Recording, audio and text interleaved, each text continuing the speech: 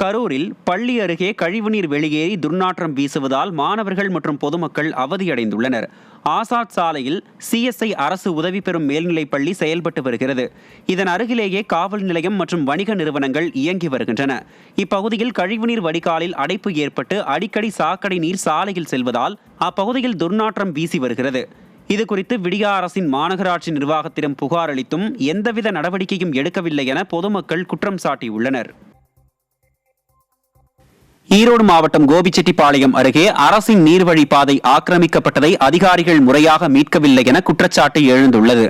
பொருசமரத்தூர் பகுதியில் அரசின் நீர்வழிப்பாதை ஆக்கிரமிக்கப்பட்டுள்ளதால் மழை காலங்களில் வெள்ள நீர் விவசாய நிலங்களுக்குள் புகுவதாக தெரிவிக்கப்பட்டுள்ளது. இதுகுறித்து புகார் அளித்த போதும் பெயரளவிற்கு அளவீடு செய்த அதிகாரிகள் ஆக்கிரமித்து கட்டப்பட்டுள்ள ஆழ்துளை கிணற்றை அகற்றவில்லை என அப்பகுதியினர் குற்றம் சாட்டியுள்ளனர். விடியா மாடல் ஆட்சியில் அலட்சிய போக்கை மட்டுமே அதிகாரிகள் கடைபிடிப்பதாக விவசாயிகள் குற்றம் சாட்டியுள்ளனர்.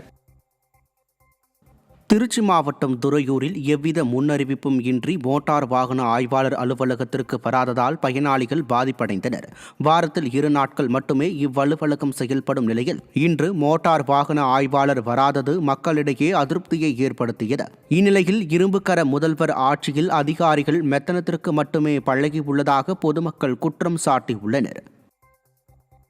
கிருஷ்ணகிரியில் பல்வேறு கோரிக்கைகளை வலியுறுத்தி நெடுஞ்சாலைத்துறை பணியாளர் சங்கத்தினர் குடும்பத்துடன் தர்ணா போராட்டத்தில் ஈடுபட்டனர். மாவட்ட நெடுஞ்சாலைத்துறை பொறியாளர் அலுவலகம் முன்பாக நடைபெற்ற போராட்டத்தில் பதவி உயர்வு, பணியின் போது உரிய கருவிகள் வழங்க வேண்டும் உள்ளிட்ட கோரிக்கைகள் வலியுறுத்தப்பட்டன. இதில் தங்களின் கோரிக்கைகளை இதுவரை நிறைவேற்றாத விடியா அரசை கண்டித்து நெடுஞ்சாலைத்துறை பணியாளர்கள் முழக்கங்களை எழுப்பினர். அரியலூர் மாவட்டம் ஜெயங்கொண்டம் அருகே உட்கோட்டை கிராமத்தில் பல்வேறு கோரிக்கைகளை வலியுறுத்தி கிராம மக்கள் ஒன்றிணைந்து கவன ஈர்ப்பு ஆர்ப்பாட்டத்தில் ஈடுபட்டனர். அப்போது உட்கோட்டை வழித்தடத்தில் ஏற்கனவே இயக்கப்பட்டு தற்போது நிறுத்தப்பட்டுள்ள அரசு மற்றும் தனியார் பேருந்துகளை மீண்டும் இயக்க வேண்டும், மாளிகை மேட்டில் மாமன்னர் ராஜேந்திர சோழனுக்கு மணிமண்டபம் கட்ட வேண்டும் என்பன உள்ளிட்ட பல்வேறு கோரிக்கைகளை வலியுறுத்தியும் விடியா திமுக அரசை கண்டித்தும் முழக்கங்களை எழுப்பினர். ராஜேந்திர சோழனுக்கு மணிமண்டபம் அமைத்து கொடுக்க வேண்டும். அது மட்டுமல்ல, உட்கோட்டை பகுதிகளுக்கு கொரோனா காலத்துக்கு முன்பு ஏராளமான அரசு பேருந்துகளும் தனியார் பேருந்துகளும் வந்து சென்றதை தற்போது நிறுத்திவிட்டார்கள். ஆகவே மீண்டும் அந்த பேருந்துகளை இயக்குவதற்கான நடவடிக்கை எடுக்க வேண்டும். இதனால் இப்பகுதி மக்களுக்கு போக்குவரத்து வசதி என்பது இல்லாமல் பாதிக்கப்பட்டிருக்கிறார்கள். கிருஷ்ணகிரி மாவட்டம் போச்சம்பள்ளி சுற்றுவட்டார பகுதிகளில் கேரட் விலை வீழ்ச்சியை சந்தித்துள்ளதால் பெரும் நஷ்டத்தை சந்தித்துள்ளதாக விவசாயிகள் தெரிவித்துள்ளனர். கடந்த ஆண்டு கிலோ 30 ரூபாய் வரை விற்கப்பட்டு வந்த கேரட் தற்போது 5 முதல் 15 ரூபாய் வரை மட்டுமே விற்பனையாவதாக விவசாயிகள் வேதனை தெரிவித்துள்ளனர். வாய்ச்சவடால் முதல்வர் ஆட்சியில் விவசாய பொருட்களுக்கு உரிய விலை நிர்ணயிக்கப்படுவதில்லை என விவசாயிகள் குற்றம் சாட்டியுள்ளனர். விலையை நிர்ணயிச்சா நல்லா இருக்கும். விலையை ஒரு 30 ரூபா நிர்ணயிக்கணும். முள்ளிங்கெல்லாம் பார்த்தீங்கன்னா ஒரு 12 ரூபா 15 ரூபா நிர்ணயிச்சா பரவாயில்ல. அரசாங்கம் இதை கண்டுக்கிறதில்ல. அரசாங்கத்துக்கிட்ட போய் நம்ம என்ன கோரிக்கை வைக்கிறது? அவங்க இவ்வளோ தூரம் திரும்பி பார்க்கறதில்ல. நம்ம நஷ்டம் சந்திக்கிறோங்க. ஒன்றும் பண்ண முடியாது விவசாயிங்கிட்டது.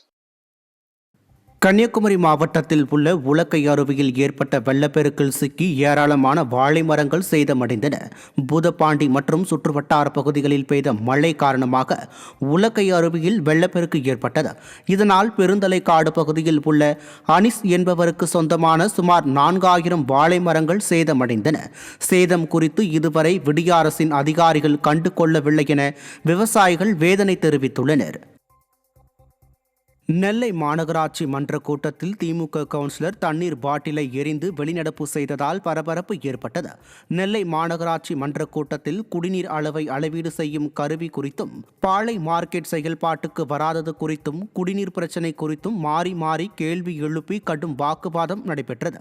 அப்போது திமுக கவுன்சிலர் ரவீந்திரன் தனக்கு பேச அனுமதி தரவில்லை என தண்ணீர் பாட்டிலை ஆவேசமாக தூக்கி எறிந்து வெளிநடப்பு செய்து திமுகவின் நிர்வாக லட்சணத்தை வெட்ட வெளிச்சமாக்கினார்.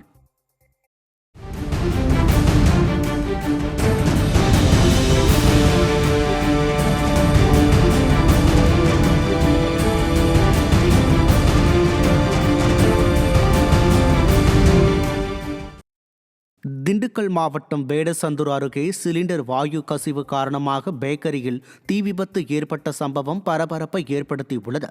வடமதுரையில் செயல்பட்டு வரும் பேக்கரியில் சிலிண்டர் வாயு கசிவு காரணமாக தீ விபத்து ஏற்பட்டது. இதனையடுத்து சிலிண்டர் வெடித்து சிதறியதில் பேக்கரி முழுவதும் சேதமடைந்தது.